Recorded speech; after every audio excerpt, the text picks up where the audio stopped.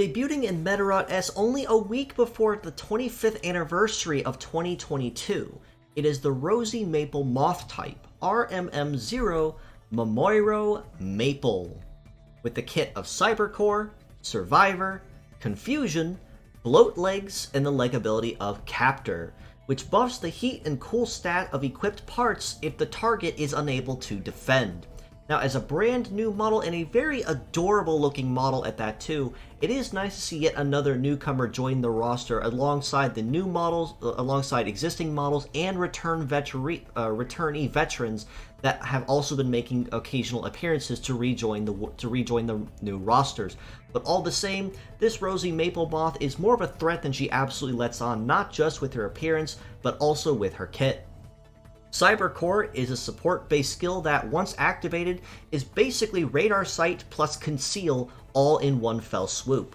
That means that across the board, herself and all allies will gain a 30% buff to their success, just as radar sight will, as well as debuffing and removing any enemy stealth or conceal effects of the enemy side. In addition to this, the cyber part of the ability also grants a stack of conceal to herself and all allies at the same time, which makes it much harder for the opponent to damage or cripple an opponent with basically one free graze and one negation of AoE or pierce damage. Right arm of Survivor we only saw one other time as of current, but now it's officially available with female type models. But simply explained, Survivor is a rather unique type of negative ailment that, once applied on the target, prevents them from using any kind of healing-based skill. Now, at first glance, you might honestly look at this and say, this honestly sounds rather niche depending on the target. And you're right, it is a rather niche skill, but imagine the possibilities from it of just what kind of chaos you can ensue using this skill.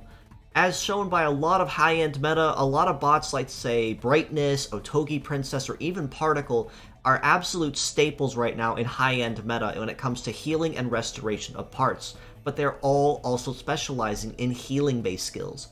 Now just imagine for a moment that you're facing off against one of those three, and you manage to outrun them long enough and inflict them with Survivor. This means that they are barred from using any of their healing skills at any point until the ailment can be removed. And the best part is that if their healer has stat cleanse somewhere on the team or in their build, they can't even heal themselves because it too is a healing skill that they're being barred from using, which essentially would bar and negate any kind of healing ability on the field once that effect is in play, and thus hinder any strategy they may have that requires a healer. Left arm of Confusion, on the other hand, kind of changes the game just a little bit more, as when attacking a target and confusing them, it will essentially render them unable to choose their next skill or their next target for the next 3 turns or until attacked. Now this can actually work either for your benefit or more or less not really, and just keep a target off your tail. But what Confusion does is when attacking a target, it actually gives the target a chance to attack an ally if it's an enemy attack, or if it's a healing-based skill or a defense skill, it'll allow that confused target to apply the buff to the enemy side instead of actually doing what they're supposed to be doing.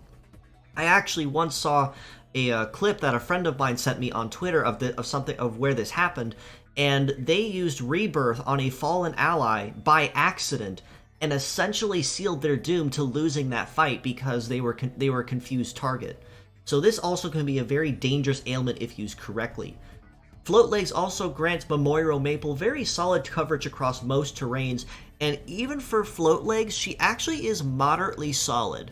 She's not absurdly broken, such as, say, Artemis or Spinag might be, but her stats are a little better rounded and more conventional with better speed overall, even at the cost that she can only hold one heavy part. That being said, at a mobility of 833, very, very nice. Evade of 924 isn't too shabby either. Melee resist at 877 is decent, could be better, but definitely not the worst there is. And a shoot resist at 1019 isn't too bad either, but again, could also be just a little bit better. But it is also worth noting that, as float-legged, she also has a 10% bonus to all stats. That being said, across the board, she is moderately tanky too, which is a little weird for females in particular, just to be blunt about it. But with a head HP of 3550, arms at about 3100 each, and legs at about 3400, she definitely can take a hit pretty well without it crippling her too easily. As a pure set score, I would honestly have to rate her a pretty solid 6.5 out of 10. Not necessarily for the fact that as a double ailment fighter, she can be very weird, but it's mostly for the fact that if someone outruns her with stat cleanse, she effectively becomes somewhat useless in this respect. But even if you decide not to use her for ailments, Cybercore is honestly still a very solid skill to make use of as well. But a lot of her kit requires her to be able to outrun the target in order to inflict the ailments first, which if she gets outrun, her strategy does get kind of pointless at that point in time. As mixed parts, I would rate her about equally, actually, at about a 6.5 out of 10 too, given that even though Cybercore you don't see super often, even if it is a very solid skill, Survivor and Confusion also are somewhat niche ailments, but if used correctly, can be absolutely catastrophic. And the leg ability of Captor in this case is nice to have, but I do feel that it is also somewhat out of place, I suppose, based on how her kit plays.